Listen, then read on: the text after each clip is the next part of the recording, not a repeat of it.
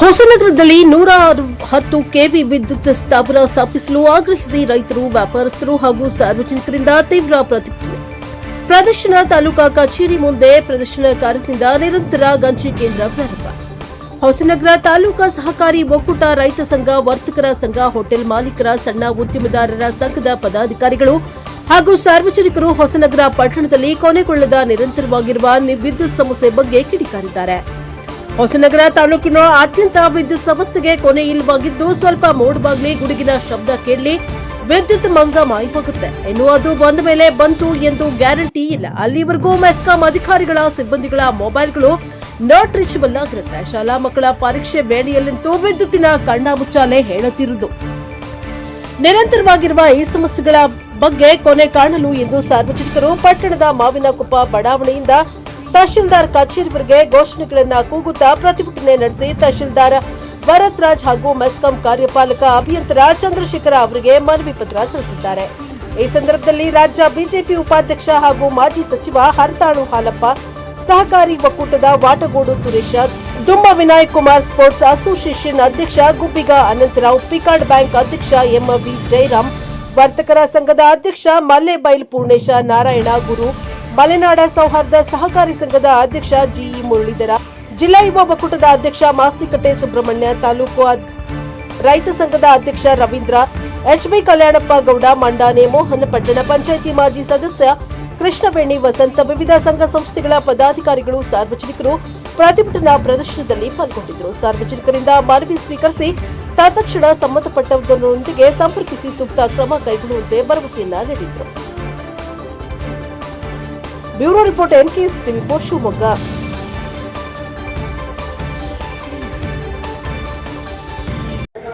ನಾವು ವಿದ್ಯುತ್ ಕೊಟ್ಟ ನಂತರದಲ್ಲಿ ಇಷ್ಟು ಕಷ್ಟವನ್ನು 50 ವರ್ಷಗಳ ಕಾಲ ಅನುಭವಿಸಿದ್ದೀವಿ.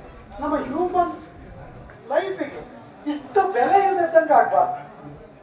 ಯಾಕೆಂತಂದ್ರೆ ನಮ್ಮ ಜೀವನ ಕೂಡ ಅಷ್ಟು ಮುಖ್ಯವಾದದ್ದು. ನಾವಿದ್ರೆ ಸರ್ಕಾರಗಳು, ನಾವಿದ್ರೆ ಕೂಡ ಜಿಲ್ಲಾ ಪಂಚಾಯತ್, ನಾವಿದ್ರೆ ತಾಲೂಕು ಪಂಚಾಯತ್, ನಾವೇ ಇಲ್ದೇವ್ರು ಅವ್ರೇನ್ ಮಾಡ್ತಾರೆ? ಏನು ಮಾಡೋಕ್ಕಾಗೋದಿಲ್ಲ, ಯಾವ ಸಾಧನೆ ಮಾಡೋಕ್ಕಾಗಲ್ಲ. ನಾನು ಹೇಳ್ತೇನೆ, ಈ ಬಹಳಷ್ಟು ಮತ್ತು ಬೆಳೆದು ಸಂಘರ್ಷದಲ್ಲಿ ಹತ್ತಾಗಿದ್ದು ರೈತ. ಅವರಿಗೆ ಇವತ್ತಿಗೂ ಕೂಡ ನಾನು ಮೊನ್ನೆ ಎಲ್ಲ ಹೊಸಕೆ ಜನ ಬಂದಿದ್ದೀನಿ.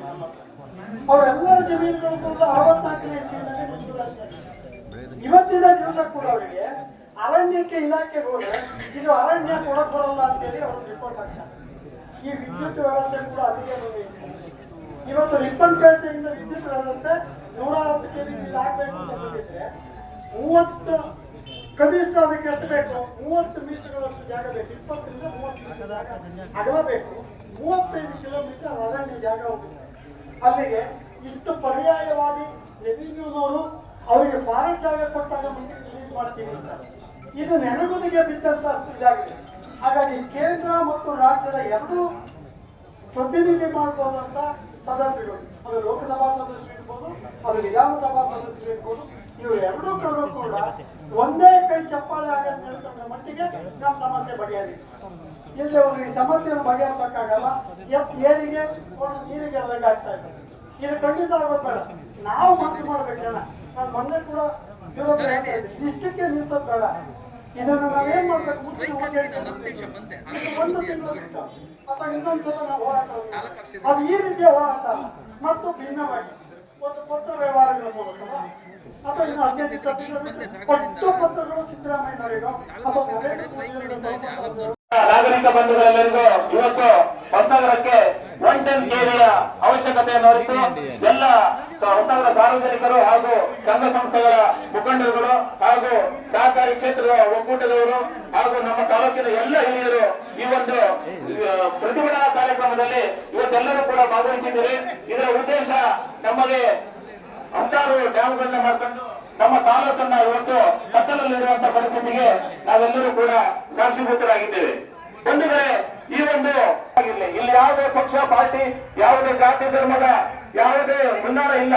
ಇಲ್ಲಿ ನಮಗೆ ಬೇಕಾಗಿರೋದು ನಮ್ಮ ಹಕ್ಕನ್ನು ನಾವು ಕೇಳ್ತಾ ಇದ್ದೇವೆ. ಏನಂತ ಕೇಳ್ತಾ ಇದ್ದೇವೆ? ನಮಗೆ 110 ಕೆವಿ ಬೇಕೇ ಬೇಕು. ಇದಕ್ಕೆ ತಾವೆಲ್ಲರೂ ಕೂಡ ಕಾರಣಕರ್ತರಾಗಿದ್ದೀರಿ, ಸಾಕ್ಷಿದಾರರಾಗಿದ್ದೀರಿ. ಈ ಒಂದು ಸಂದರ್ಭದಲ್ಲಿ ತಾವೆಲ್ಲರೂ ಕೂಡ ಈ ಒಂದು ಕಾರ್ಯಕ್ರಮದ ಆಗಮಿಸಿ ನಾವು ಪ್ರತಿಯೊಬ್ಬರನ್ನು ಕೂಡ ಪರ್ಟಿಕ್ಯುಲರ್ ಆಗಿ ಹೆಸರಲ್ಲಿ ಕರೆಯಕ್ಕಾಗುವುದಿಲ್ಲ. ಈ ಒಂದು ಪ್ರತಿಭಟನಾ ಕಾರ್ಯಕ್ರಮವನ್ನು ನಮ್ಮ ಹಕ್ಕುಗಳ ಈಡೇರಿಕೆಗಾಗಿ ತಾವೆಲ್ಲರೂ ಕೂಡ ಈ ತಾಲೂಕಿನ ಹಿರಿಯರು, ಸಂಘ ಸಂಸ್ಥೆಗಳ ಅಧ್ಯಕ್ಷರುಗಳು ಹಾಗೂ ಎಲ್ಲರೂ ಕೂಡ ಈ ಕಾರ್ಯಕ್ರಮಕ್ಕೆ ಆಗಮಿಸಿ ಈ ಕಾರ್ಯಕ್ರಮವನ್ನು ಆಯೋಜನೆ ಮಾಡಿ ಈ ಕಾರ್ಯಕ್ರಮಕ್ಕೆ ಒಂದು ರೂಪರೇಷೆಯನ್ನು ಕೊಟ್ಟಿರ್ತಕ್ಕಂಥ ಎಲ್ಲರೂ ಕೂಡ ಈ ಸಂದರ್ಭದಲ್ಲಿ ನಾನು ಈ ಒಂದು ಸಹಕಾರಿ ಒಕ್ಕೂಟದ ಪರವಾಗಿ ಆತ್ಮೀಯವಾದ ಸ್ವಾಗತವನ್ನು ಕೋರುತ್ತಾ ತಮ್ಮೆಲ್ಲರಿಗೂ ಧನ್ಯವಾದಗಳು ಈ ಸಂದರ್ಭದಲ್ಲಿ ಅರ್ಪಿಸ್ತಾ ಇದ್ದೇನೆ.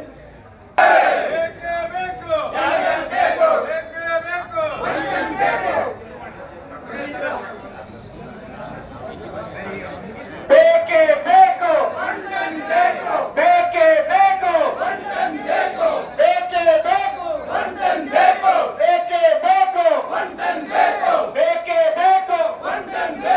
ಬೇಕೇ ಬೇಕು.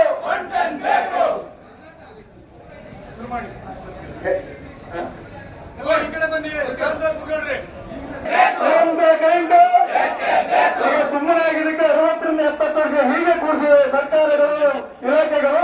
ನಮ್ಮ ಹೋರಾಟ ರಾಜ್ಯ ಮಟ್ಟಕ್ಕೆ ತಲುಪಬೇಕು. ಮಾಜಿ ಶಾಸಕರು, ಸಚಿವರು, ಹಾಲಿ ಶಾಸಕರು, ಸರ್ಕಾರ ಎಚ್ಚೆತ್ತುಕೊಂಡು ಹೋರಾಟಕ್ಕೆ ಬೆನ್ನೆಲುಬಾಗಿ ನಿಲ್ಲಬೇಕು. ನಮ್ಮ ಎಲ್ಲ ರೈತರಿಗೂ, ವರ್ತಕರಿಗೂ, ಉದ್ಯಮಿಗಳಿಗೂ, ಶಾಲೆ ಮಕ್ಕಳಿಗೂ ಕೂಡ ಅನ್ಯಾಯ ಆಗ್ತಾ ಇದೆ. ಹಿಂದೆ ಸುಮಾರು 60-65 ವರ್ಷದ ಹಿಂದೆ ಮುಳುಗಡೆ ಆಗಬೇಕಾದ್ರೆ ನಮ್ಮ ತಾಲೂಕಿಗೆ ಬೋಲೋ ಭಾರತ್ ಮಾತಾ ಕಿ, ಬೋಲೋ ಭಾರತ್ ಮಾತಾ ಕಿ. ಹೊರಗಡೆ ಇರ್ತಕ್ಕಂಥವರೆಲ್ಲ ಈ ಕಡೆ ಬರ್ರಿ. ಬೇಕೇ ಬೇಕು, ಬೇಕೇ ಬೇಕು. ನಮ್ಮ ಹೋರಾಟ ಈಗ ಮೇಲ್ಮಟ್ಟಕ್ಕೆ ಕೇಳಲ್ಲ ಅಂದ್ರೆ ನಾವು 60 ವರ್ಷದ ಪರಿಸ್ಥಿತಿ ಮತ್ತು 60 ವರ್ಷಕ್ಕೆ ಹೋಗಬೇಕಾಗ್ತದೆ. ಎಲ್ಲರೂ ಕೈಗೂಡಬೇಕು, ಕಾರ್ಯಕ್ರಮ ಯಶಸ್ವಿಗೊಳಿಸಬೇಕು. ಈ ಸಭೆಯನ್ನು ಉದ್ದೇಶಿಸಿ ವಿನಯ್ ಅವರು ಪ್ರಾರಂಭಗೊಳಿಸಬೇಕಂತ ನಮ್ಮಲ್ಲಿ ವಿನಂತಿ ಮಾಡ್ಕೊಳ್ತೇವೆ. ಎಲ್ಲರಿಗೂ ಸ್ವಾಗತ ಮಾಡುವ ಮೂಲಕ ಇವತ್ತು 4 ವರ್ಷದ ಹಿಂದೆ ನಾವು ಜಯರಾಮಣ್ಣ ವಾಟ್ಕೋಡ್ರೆ ಸಹಕಾರಿ ರಂಗಗಳವರು ಮತ್ತು ರೈತರು ಸೇರಿ ಒಂದು ಪ್ರತಿಭಟನೆ ಮನವಿ ಕೊಟ್ಟುವ ಕಾರ್ಯಕ್ರಮವನ್ನು ಹಾಕೊಂಡಿದ್ವಿ. ಆ ದಿನ ಮನವಿ ಕೊಟ್ಟು ಹೋಗಿದ್ವಿ. ಇದುವರೆಗೂ ನಮ್ಗೆ ಆ ಕೆಲಸ ಸಕ್ಸಸ್ ಆಗಿಲ್ಲ.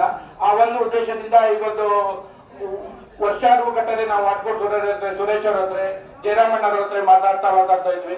ಈ ಒಂದು ಕಾರ್ಯಕ್ರಮ ಇವತ್ತು ಹಾಕೊಂಡಿದ್ವಿ. ಈ ಕಾರ್ಯಕ್ರಮಕ್ಕೆ ಆಗಮಿಸಿದ ಎಲ್ಲ ಸಾರ್ವಜನಿಕರು, ನಮ್ಮ ಸಹಕಾರಿ ಒಕ್ಕೂಟ ಕರೆ ಕೊಟ್ಟಿದ್ದು, ಇದರ ಜೊತೆಗೆ ವರ್ತಕರ ಸಂಘ, ಉದ್ಯಮಿಗಳು, ಮಿಲ್ಲುಗಳು, ರೈಸ್ ಮಿಲ್ ಮಾಲೀಕರು, ಕೈಗಾರಿಕೆ ಉದ್ಯಮಿಗಳು, ಎಲ್ಲಾ ಸಾರ್ವಜನಿಕರು ಈ ಒಂದು ಕಾರ್ಯಕ್ರಮದಲ್ಲಿ ಭಾಗವಹಿಸಬೇಕು ಅಂತ ಹೇಳಿ ನಾವು ಕೇಳ್ಕೊಂಡಿದ್ವಿ. ಆ ಸಂಖ್ಯೆಯಲ್ಲಿ ನೀವೆಲ್ಲ ಬಂದು ನಮಗೆ ಸಹಕಾರ ಕೊಟ್ಟಿದ್ದೀರಿ. ಇಂಥ ಕಾರ್ಯಕ್ರಮ, ನಿಮ್ಮ ಕಾರ್ಯಕ್ರಮ ಇದು ಯಾವುದು ನನ್ನ ಸ್ವಂತ ಇಲ್ಲಿ ಕಾರ್ಯಕ್ರಮ ಆಯೋಜಿಸಿದ್ದಲ್ಲ.